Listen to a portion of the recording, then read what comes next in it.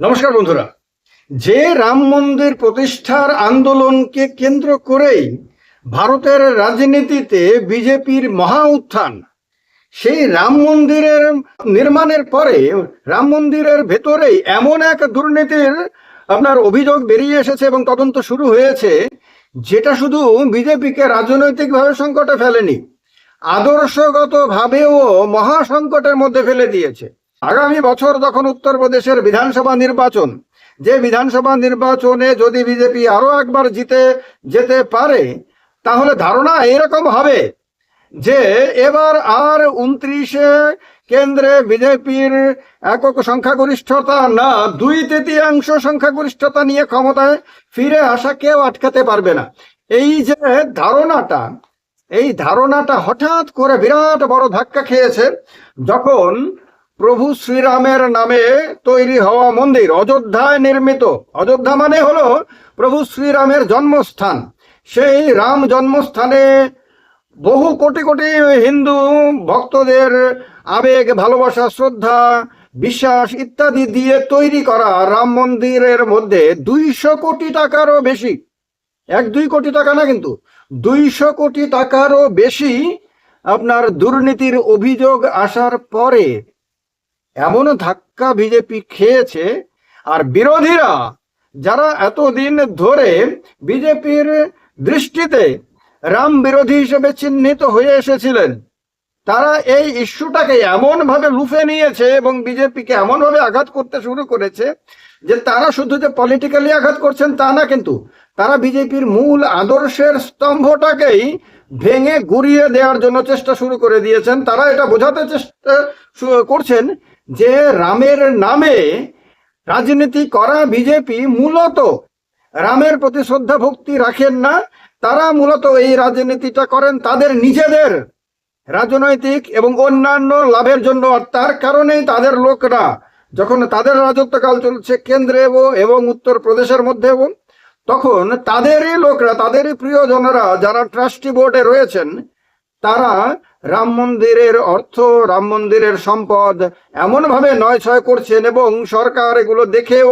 এমনভাবে নীরব রয়েছে যা হিন্দুদের ভাবাবেগে মারাত্মকভাবে আঘাত করছে। এবার আপনারা শুনুন, একটি প্রতিবেদন আমার এআই এজেন্ট তৈরি করেছে, সেই প্রতিবেদন আপনাদেরকে আমি শোনাই, কারণ এই ভিডিওটাতে একটা পুরো ছবি আপনাদের সামনে আমি তুলে ধরবো।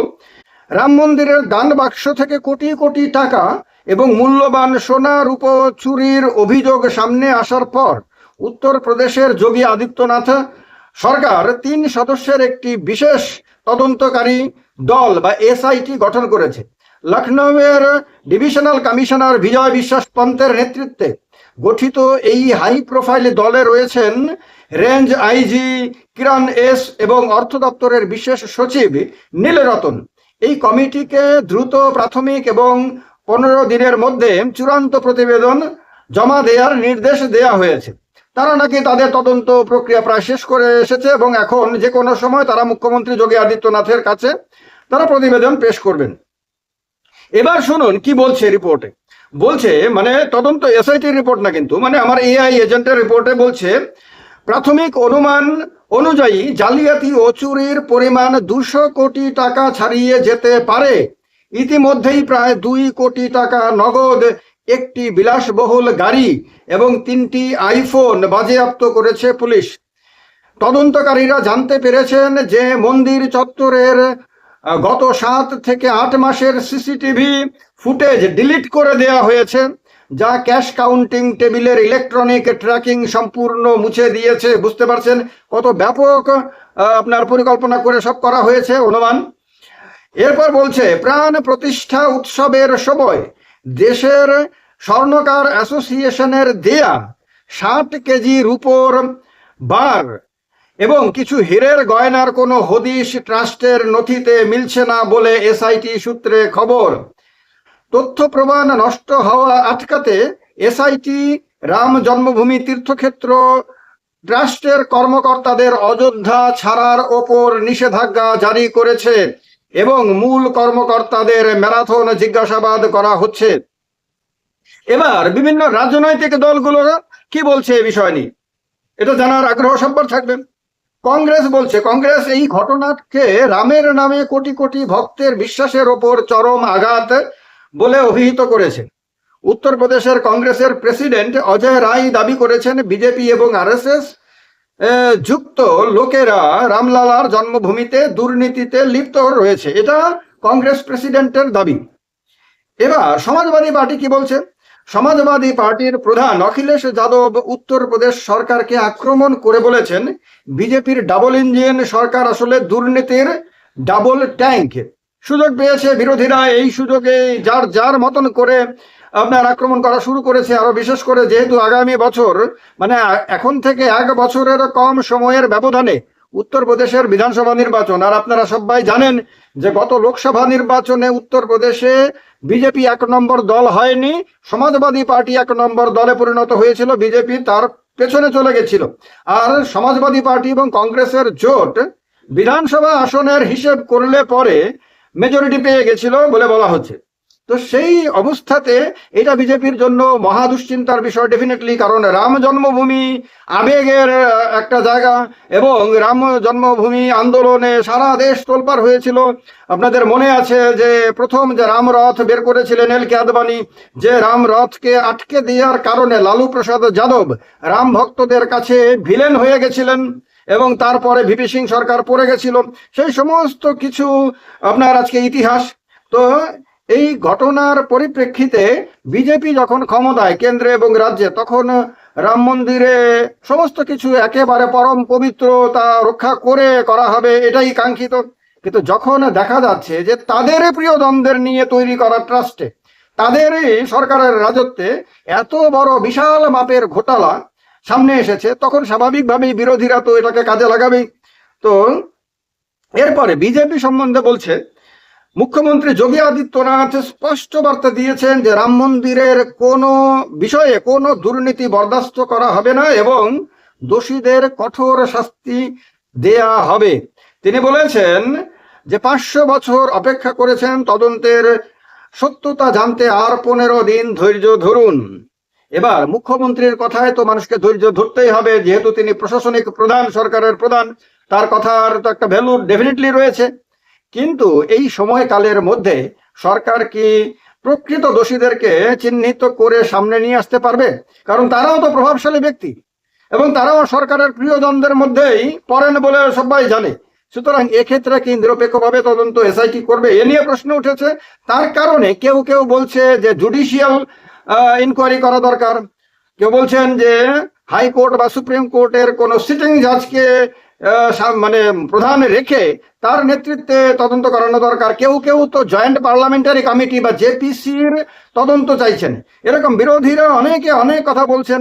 তারা বলছেন যে এসআইটি তো রাজ্য সরকারের অফিসারদেরকে নিয়ে গঠিত, সেই এসআইটির অফিসাররা কিভাবে এত বড় ঘোটালা তদন্ত করবেন? এবং আম আদমি পার্টি তারাও ময়দানে খুব সক্রিয়, কারণ সঞ্জয় সিং তিনি তো মূলত উত্তরপ্রদেশের নেতা এবং তিনি প্রচন্ড মুখর থাকেন।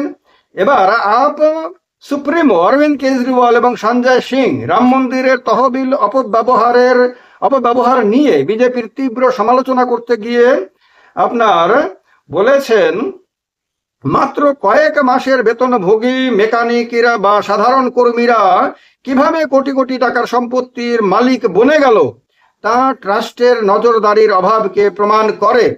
তাদের দাবি হলো ভক্তদের পাঠানো সোনা রূপা আসল থেকে নকল গহনায় বদলে দেয়া হয়েছে, যা কোটি কোটি সনাতন ধর্মাবলম্বীর ভাবাবেগে আঘাত। এবার ট্রাস্টের কথা বলা হচ্ছে। রাম জন্মভূমি তীর্থক্ষেত্র ট্রাস্টের প্রধান সাধারণ সম্পাদক চম্পত রায়, তিনি যিনি সংঘের লোক, মূলত দুর্নীতির অভিযোগকে প্রথমে উড়িয়ে দিয়েছিলেন, কিন্তু উড়িয়ে দিলেও পরবর্তীতে নিরপেক্ষ তদন্তের স্বার্থে নিজেরাই এসআইটির সাহায্য চেয়েছেন। বহুজন সমাজবাদী পার্টি তারাও এখন আর রাজনৈতিকভাবে তেমন কোনো গুরুত্ব মায়াবতীর পার্টি বিএসপির নাই, কিন্তু তারাও এই সুযোগে ময়দানে নেমেছেন। তারা বলছেন যে মন্দিরের মতো একটি পবিত্র স্থানের টাকা তছরূপের ঘটনা ধামাচাপা না দিয়ে সমস্ত তথ্য জনসমক্ষে আনা উচিত।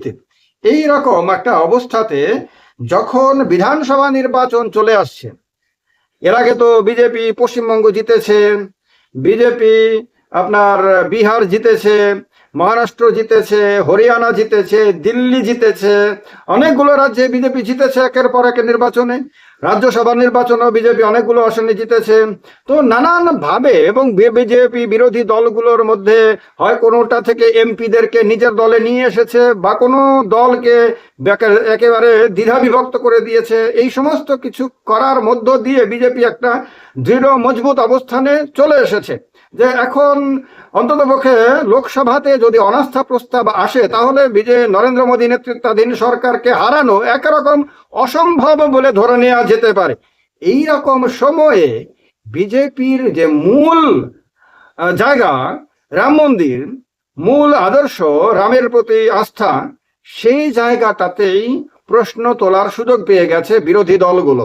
আর এটা খেয়াল রাখতে হবে, রাম মন্দিরের উদ্বোধনের পরে লোকসভা নির্বাচন হওয়ার সময়ে বিজেপি আশা করেছিল রাম মন্দির যে বিজেপি করতে পেরেছে বিজেপির শাসনকালে, তার ফলে সারা দেশে একটা বিরাট বড় আবেগ তৈরি হবে, এবং সেই আবেগে সারা দেশের হিন্দুরা ঢেলে ঢেলে বিজেপিকে ভোট দেবে, এবং তার কারণে বিজেপি আগের তুলনায় এত বেশি আপনার আসন পাবে যে বিজেপিকে এর পরে হয়তো 500 বছরও আর ক্ষমতা থেকে সরানো সম্ভব হবে না। তার কারণেই মোদি বারবারই আপকি বার 400 পার স্লোগান দিয়েছিলেন, এবং এই স্লোগান এমন ভাবে সারা দেশে ছড়িয়ে দেওয়া হয়েছিল যে মানুষ ধরেই নিয়েছিল যে বিজেপিকে হারানো তো দূরের কথা, 400 পাওয়া থেকে কেউ আটকাতে পারবে না।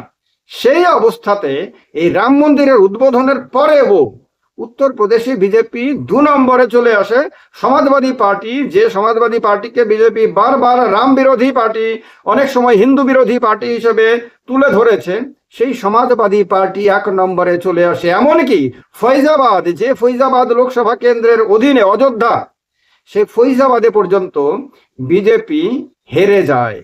এই ঘটনা আর পরে এবার 2029-এর লোকসভা নির্বাচন এখন অনেকটা দূরে, কিন্তু 1 বছরেরও কম সময়ের মধ্যে উত্তরপ্রদেশের বিধানসভা নির্বাচন, এই সময়কালে এই ধরনের অভিযোগ যা কেউ আর এখন অস্বীকার করার কোনো সুযোগ পাচ্ছেন না, সবাই বলছেন যে একটা হয়েছে। এমনকি রাম মন্দির ট্রাস্টের যিনি প্রধান নৃপেন্দ্র মিশ্রা, তিনি তো এটাকে চুরি না বলে ডাকাতি পর্যন্ত বলে দিচ্ছেন টিভির সাক্ষাৎকারে।